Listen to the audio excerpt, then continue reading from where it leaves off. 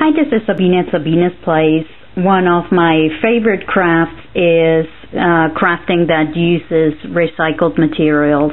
For today's project, we are recycling a glass jar and make it look like a true stained glass candle holder.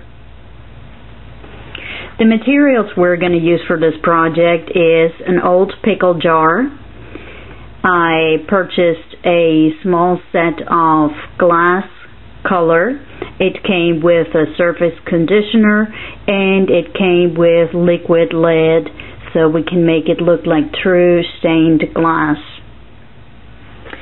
I also have a small stained glass pattern that I downloaded from spectrumglass.com. There are a lot of websites that offer free stained glass patterns, so there's plenty of variety for you to play with.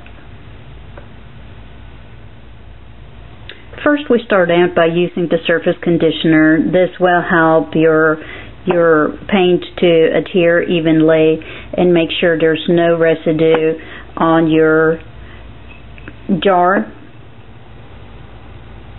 I've got some Scotch tape here, and since my patterns are round, I've cut a couple of slits up here and the very top so it can fold along the line of the jar.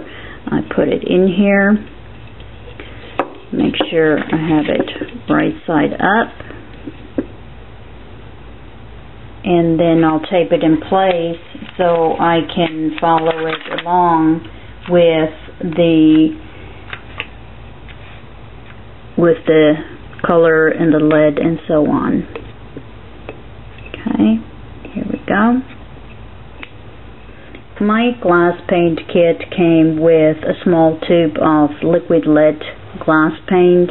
You just cut off the tip and you start following along the lines here. My hands are not steady enough to get a nice clean line with this liquid lead. You may well do better than I do. So what I'll do is I'll just paint the outline with my black glass paint. I'll put a little bit on a small brush and I'll start outlining my pattern as I go. And you may want to start with an easier pattern until you get a feel for how the paint flows for you. Okay, I'm done with following the outline with my black gloss paint, and I'm now ready to fill it in with the actual colors. Make sure you let your outline dry real well, regardless whether you use the liquid lead or if you do, like I did, do the outline with your gloss paint. So now I start filling in the colors. My pattern here, anything that's marked with a C, is going to be yellow. Here we go. The brush I'm using is actually a flatter tip than I used for the outline. And you make it as deep in color or as light as you want to have it. Once I'm done with my yellow, always make sure you wash your brushes in between colors to make sure you have the colors as brilliant as possible and maintain your brushes real well. If you use a different kind of glass paint than I do, I suggest always follow the instructions of the glass paint. Okay, I'll keep going. I'll be back once I'm done with my colors.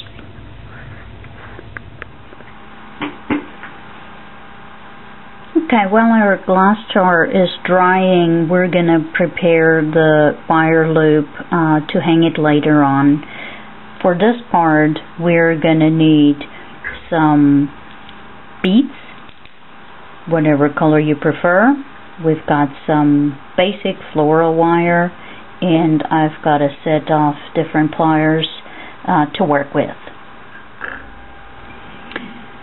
I've got two wires, one just wide enough to go around the opening of the jar, and the other one that will become our actual loop to hang it with, a little bit longer.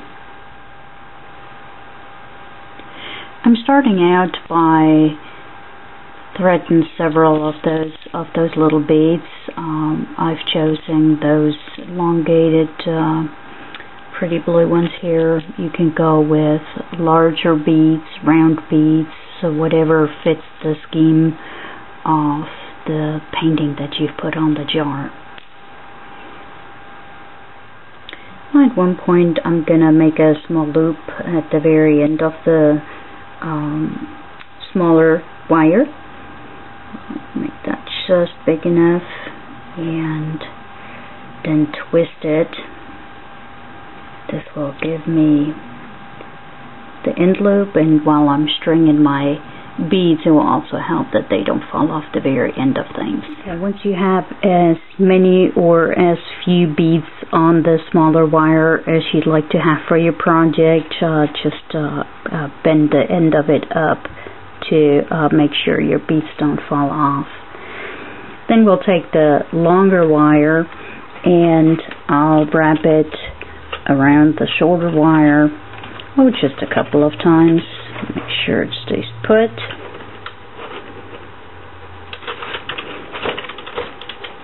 And I twist this just a little bit. Make sure that it's stable once we hang it up. And I cut the rest of it off. Okay. Then I'll make sure I have the size loop that I'd like to see once this is actually on the jar, and I'll tie it around the other end just like it. Again, I wrap it a couple of times. Make sure it stays in place. Wrap it a couple of times around the itself, the longer piece, up the loop.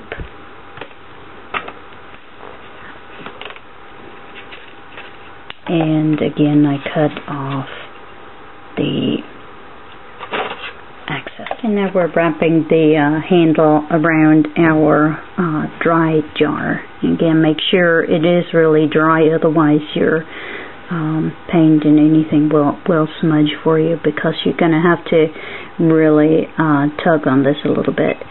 I'm pulling the shorter wire around the opening of the jar, and I pull our straight end through that loop that we've created earlier while we were stringing the beads, and I will pull on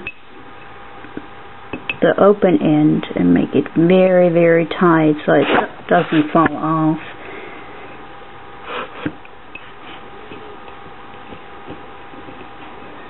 And I'll try to get it through the loop several times to make sure it holds that tension.